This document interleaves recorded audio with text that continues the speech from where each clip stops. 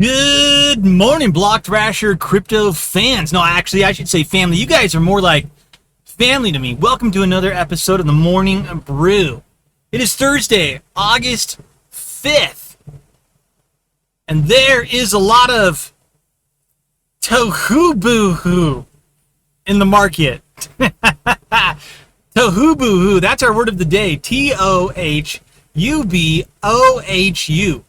Tohu-boo-hoo. Now that's a good one, isn't it? It means chaos, disorder, confusion. The market can't decide what it wants to do. It's still volatile, up, down. Man, things were looking so good the last couple of days. So good, especially for the alts. Bitcoin, Bitcoin's still struggling a little bit, but getting closer. I think it even surpassed the 40,000 mark for a bit. But now, total market, it's just stuck. It's stuck. 0.1. Negative 0.1. So essentially no movement in the total market cap, which sits at $1.634 trillion. Bitcoin dominance has been trending down a bit, mostly because Ethereum's been kicking into high gear. Ethereum is up 14.4%. It's up 2.2% in the last hour. Ethereum showing some green. And why is this? Well, this is because Ethereum has launched the London hard fork. So we're going to talk about that here in just a moment. That is our number one top primary news item of the day. Welcome to the Block Thrasher Morning Brew, where we are steaming up today's hottest cryptocurrency news. Doing the hard work so that you don't have to. Going out there and finding the stories that actually matter, so that you can be a better investor and be aware of what's happening in the cryptocurrency space. Let's take a quick look at prices. We won't spend too much time on this, but Bitcoin is currently $37,857.76 to be exact. It's down negative 5.4% on the week. Come on, Bitcoin. Bitcoin's pulling the rest of the market down at the moment. You can do better, Bitcoin. Oh, while I'm on the subject of Bitcoin, I just want to mention something really quickly. We don't actually have any news items today.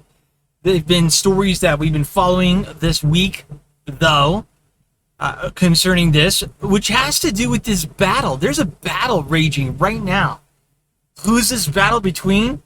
It's incredibly fascinating because this battle is between two governmental agencies.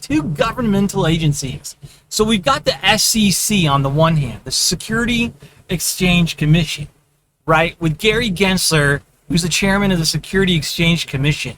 He's on one side in this battle. And as you know, we talk often about the SEC's going after XRP, trying to say that XRP sold unregistered securities. The battle there is a legal battle between the SEC and XRP Ripple on whether or not XRP is a security. And of course, this involves Bitcoin and this involves Ethereum. And so part of XRP's fight, part of their argument is that, hey, you've already said that Bitcoin's not a security, and there's been commissioners that have said that Ethereum was not a security, and so XRP is no different. But that's not the battle. That's a battle, but that's not the one I'm talking about. The battle I'm talking about is between Gary Gensler and the SEC and the other commissioners and the CFTC, the Commodities Futures Trading Commission. One of the sitting commissioners just the other day on Twitter said something, and I'm going to just summarize it, paraphrase it. I don't have it in front of me to quote, but it essentially, he said, let's be very clear. He used those words. Let's be very clear. The SEC does not, something to the effect, regulate gold and just these other commodities, right? Man, I probably should have pulled that quote up. I could probably find it pretty quickly, easy, just to make sure I have this thing. Let me see if I can do that really quickly. But what he said was,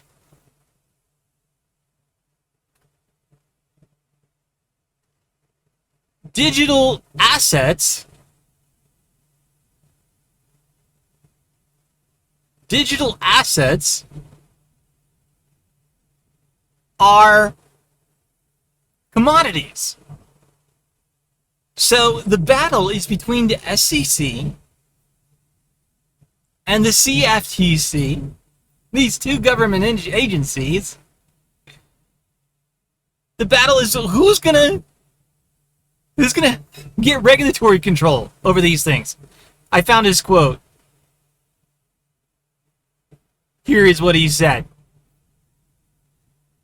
Commodities or their trading venues, whether those commodities are wheat, gold, oil, or crypto assets.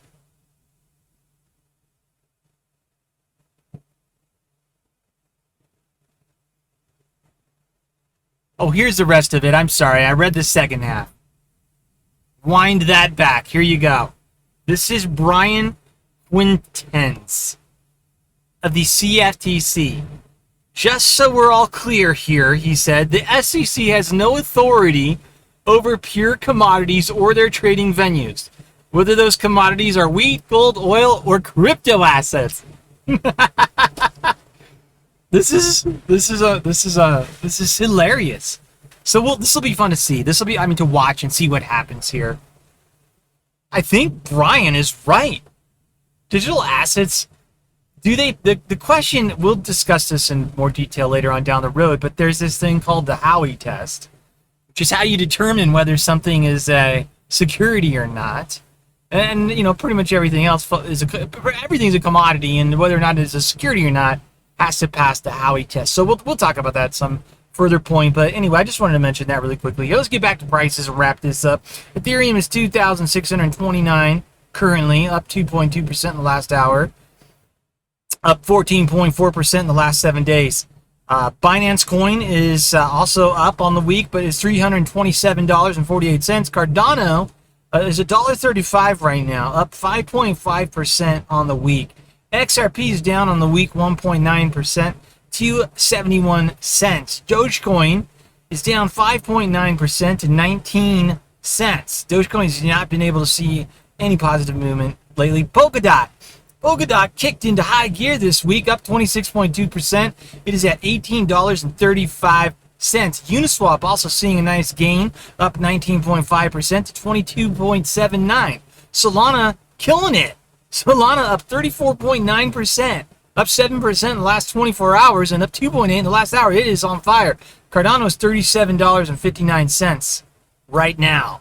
Chainlink also up nicely on the week, 20.8% to 23.05. So a lot of the altcoins are seeing some really nice gains. All right, let's talk about this Ethereum London hard fork. Ethereum has completed the hard fork. The number 2 blockchain. Its latest major update went live at block 1296500 today. The update implements several changes to the blockchain called Ethereum Improvement Proposals, also known as EIPs. There's a number that were included in this upgrade. The most notable is EIP 1559, which aims to improve Ethereum's gas fee market by introducing a base fee. Okay, this is what happened here. Now Ethereum has a base fee, meaning wallet providers and users will know the price. You will know the price of the transaction in advance. Previously, you had to guess. You had to enter a gas fee like a bid. It was a bidding system. So a lot of people were overpaying and a lot of people were underpaying to add their transactions. Well, now that's not going to happen. Surging gas fees have caused many bottlenecks on Ethereum, which is currently the most widely used public blockchain. A common misconception among the crypto community is that this upgrade will reduce the gas fees. But it's more accurate to say that it alleviates the volatility in gas fees. But so while EIP 1559 won't drastically reduce the cost of using the network, it will make fees more predictable for users and therefore improve the overall user experience. All right, well, we need lower gas fees for Ethereum to work. That's a problem. This is a problem. I've been saying this for a long time. Everybody was like, no, when this EIP 1559 comes through, it's going to fix the problem. No, people are going to choose other smart contract platforms. And you can do what you need to do. You're building an application. You want to do microtransactions or small, have people just, you can't do a $5 transaction when it costs $5 for the gas fee. We jump back. I didn't mention that earlier today. What are the gas fees currently? 68 GWAY for standard. It's up. It's like double what it was just the other day. So, I don't know, but we will see what happens here. The other thing is miners. Miners are not going to be happy about this because EIP 1559 introduced a fundamental shift in Ethereum's monetary policy. The base fee on every transaction which gets paid in ETH will be burned and removed from circulation. So the idea here is that Ethereum will now finally become deflationary instead of inflationary. Previously, miners received the transaction fee, but EIP 1559 lowers incentivization for miners to manipulate the network by reordering the blocks, in turning reducing MEV, otherwise known as maximal extractable value.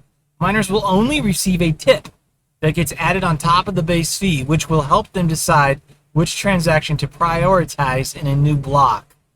The fee burn will add deflationary pressure on Ethereum. If the Ethereum network sees enough activity, it could make ETH the first deflationary crypto asset. Okay, well, I would argue that that's not true. Even Bitcoin, while being inflationary due to the fact that it's being mined until it comes to its final end where all Bitcoin has been mined, has deflationary forces too because people lose their private keys. Lots of people. So with any crypto, actually, that happens where people buy crypto, they forget about it. People lose their private keys in a catastrophic, whatever, the paper that they wrote down on. So, but in terms of actually being deflationary as in having a constant decrease in the supply, that could be very, very positive for Ethereum. Absolutely. If it becomes true. But there's some factors that have to fall into place. And one of them is the amount of usage. The usage has to be significant enough that it actually decreases the supply. Because it's when the transactions occur, that's when Ethereum gets burned, right? The narrative surrounding Ethereum's deflationary pressure has also given the asset bullish momentum in recent weeks. ETH is currently trading at roughly 2,600, up 48% from lows of around 1,750 recorded in July 2020. Yeah, so this is definitely bullish for Ethereum. All right, here's some good news for mass adoption. The Uruguay senator, how do you say that? An Uruguay senator, there we go, proposes a bill to classify Bitcoin and other cryptos as legal tender. So now we've got another country. Senator Juan Sartori has joined the league of politicians supporting Bitcoin as he recently introduced a draft bill that proposes the regulation and enablement of the adoption of crypto payments for businesses. Good stuff. So what's happening here? These last couple days, we've seen some nice upward movement. Now we're down a bit, especially with Bitcoin. Is it a fake out rally, or are we still in a bull market resurgence? That's a good question. I don't think anybody knows, but Glassnode has done the analysis as they do on the strength of Bitcoin. What do they have to say? As Bitcoin's price hovers near 40,000, blockchain analytics firm Glassnode is weighing in on whether Bitcoin's recent bullish movement is just a temporary fad or here to stay. Glassnode says that Bitcoin realized over $2 billion in profits on-chain last week after multiple months of high losses. This suggests there is some portion of the market who spent their profitable coins potentially taking exit liquidity. Yeah. Glassnode also says that Bitcoin is seeing a rise in younger coins, which represent BTC that has sold within the past week. They say this: we have seen a notable spike in these younger coins out of what resembles a capitulation boom bottom. In a bullish scenario, this would subside. Hodling dominates and or price continues higher in spite of it. Disbelief absorbing the sell side. In a more bearish scenario, this starts an uptrend of new young coin supply, suggesting weakened conviction to hold the asset by old hands and increased liquid supply. The firm says that the historical low levels of on-chain activity are not budging despite Bitcoin's recent price action. The current entity adjusted transaction count remains down 38% from the peak set in February, currently clocking 200,000 transactions daily. Whilst on-chain activity can often follow positive price action, current levels are equivalent to the 2008-2019 capitulation bottom.